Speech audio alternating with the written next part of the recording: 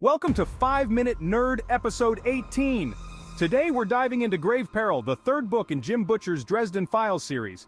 This is where things really heat up for Harry Dresden, the only professional wizard in Chicago.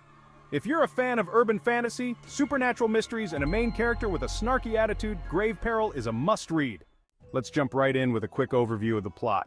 At the start of Grave Peril, Harry Dresden finds himself dealing with a sudden surge of ghostly disturbances all over Chicago. He and his friend Michael Carpenter, a Knight of the Cross, armed with a holy sword, are working overtime to calm these spirits and send them back to the afterlife.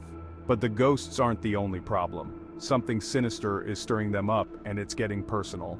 Early on, Harry encounters a dangerous foe, the Nightmare, a powerful spirit that feeds on fear and pain. This entity is targeting people connected to Harry, including his close friend, Detective Karen Murphy, and his ex-girlfriend, Susan Rodriguez. The attacks are brutal and leave his allies vulnerable. At the same time, Harry is drawn into the politics of the vampire courts. Bianca, the vampiric hostess of the Red Court, invites Harry to a masquerade ball. A trap, of course, but one he can't ignore. Bianca blames Harry for a series of previous events and is seeking revenge. This ball becomes a major turning point in the story, filled with tension and danger as Harry navigates through the dangerous vampire aristocracy. Meanwhile, Michael and Harry try to uncover who or what is causing the ghostly chaos. Their investigation leads them to a mysterious sorcerer known as Kravos. Kravos had been a practitioner of dark magic, and Harry had a hand in his downfall before Grave Peril.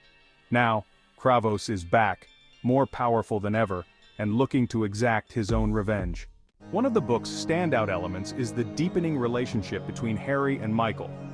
Michael is the epitome of faith and virtue, a devout Christian who wields Amarachius, a sword infused with divine power. His partnership with Harry, who often treads the line between the mundane and the magical, creates an interesting dynamic. Michael is a true believer, whereas Harry is more skeptical, but together they make a formidable team. As things unravel, Harry realizes that Kravos the Nightmare and the Red Court's manipulations are all part of a larger plot.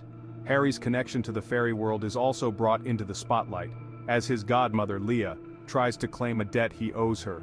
These intertwining threats, vampires, ghosts, dark magic, and fairy politics, all come to a head in a thrilling final showdown. In the climactic scenes, Harry faces Kravos directly, but things don't go according to plan. Kravos nearly kills Harry, draining his power and life force, but Harry manages to turn the tables, reclaim his strength, and defeat the dark sorcerer. However, the cost is high. His relationships with those he cares about are strained, and he is left scarred both physically and emotionally. The masquerade ball also ends in disaster. While Harry successfully prevents an all-out war between the vampire courts, Bianca gets her revenge in a tragic way by attacking someone close to Harry. This betrayal sets the stage for the conflicts and grudges that will ripple through the next books in the series. Now that we've covered the basics, let's jump into 3 little-known facts about the making of Grave Peril and the Dresden Files. First, early series struggles. When Jim Butcher was first pitching the Dresden Files, Grave Peril was actually the book he used to secure a publisher. Although it's the third book in the series, its more intense and intricate plot helped convince editors that the series had potential for longevity. Second, character inspiration. Michael Carpenter, the Knight of the Cross, was inspired by Butcher's own experience with faith and spirituality. Butcher has stated that Michael's unwavering belief in a higher power reflects a part of his own life.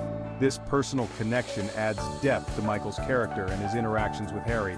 And finally, cross-genre appeal. Grave Peril is often considered the book where the Dresden Files hit its stride, transitioning from a detective noir style to a more epic urban fantasy.